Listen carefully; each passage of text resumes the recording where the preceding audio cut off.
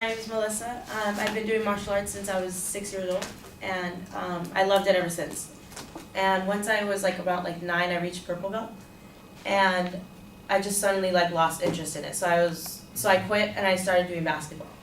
I was doing basketball within the clubs, within the cities and within the city. So I kept on doing that, and then 7th grade came, and I was just why not do martial arts again? So I continued.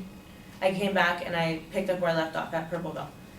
A whole year passed, 8th grade, and I was on the demo team, which is our performance team. We perform in the city of La Habra, and at special events or our activities or our open house as well. So I would perform, I would do all kinds of stuff and represent the Fraser martial arts. And I was also a storm team member, a helper within the classrooms for the instructors. And I wasn't an instructor yet, so I was hoping to get there because that's what I've been wanting to do ever since I started. So I continued my training and everything, and we had a performance coming up. So we had a practice, and I was one of the people to do a flying sidekick, which is the logo right here when you have to run, and your leg tucks in. And then you jump, and you're flying in the air, and your leg tucks in while this leg is kicking out. So so they put down one pad just to see if I could actually do it. So they put down one pad about this big. I had to run and jump over it, and I hit the pad perfectly. They put down a second one, so now it's even a bigger gap. So from here to maybe right about here. So I had to jump over it. I did it perfectly again. They put down a third pad, so it's an even bigger gap now. So I run, I jump over it, and the leg that's supposed to be tucked in kind of went down a little too early, and my body still kept on going, and my knee kind of bent this way. So I started crying, obviously, and it was horrible. So I went to the doctor later on that night, and I got x-rays. They said I just sprained it, so just to stay off of it for a month. So I was okay, well, a month isn't bad. So I came back and I started training again like nothing. So freshman year, I started doing basketball for my PE credits and stuff like that. So I would run, and I would notice that my knee would kind of go side to side a little bit. I'm well, that's not normal.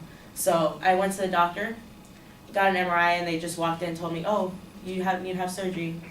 Good luck. I was oh, thanks. So I went and I got surgery, and I thought this was gonna set me back a whole bunch because from my career for martial arts. So I got my black belt luckily before.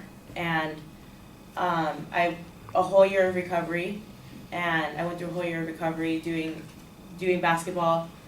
After 6 months of recovery, then I was out of martial arts for a whole year. So it set me back a whole lot. I wasn't able to kick like how I used to, and I needed to become a lefty now to lean on my good leg and kick with my bad leg. So it was okay. So I started coming back. I started training after the whole year of recovery, and they noticed that during my recovery, I was in crutches, and I would always come back and visit them. I would always, they were like another family to me. You couldn't pay me to stay away from there. I love it. So I was training. I came back and I started training again, and they pulled me into the office, and they offered me a job.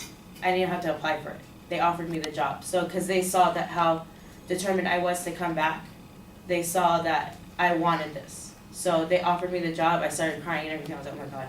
I was this is actually happening. I was oh my gosh. And I was all embarrassed. I was oh my gosh. So I have been teaching there for about 2.5 years. I've been an instructor at Fraser Martial Arts, and I'm now a first-degree black belt in martial arts, in Taekwondo. I do jiu-jitsu, I do Krav Maga, I do, what is it? Oh my gosh, Thai kickboxing, all kinds of stuff. Uki Kampo, all pressure point stuff and stuff like that. So it's awesome, and I get to go to work every single day and doing what I love. And I started that at 15 years old. And this will be my job until the day I die. So I get to go to work in my pajamas pretty much. It's all big baggy clothes, black belt, and then it's get to teach anywhere from 18 months to 60-year-olds. So it's awesome. So yeah, that's my story.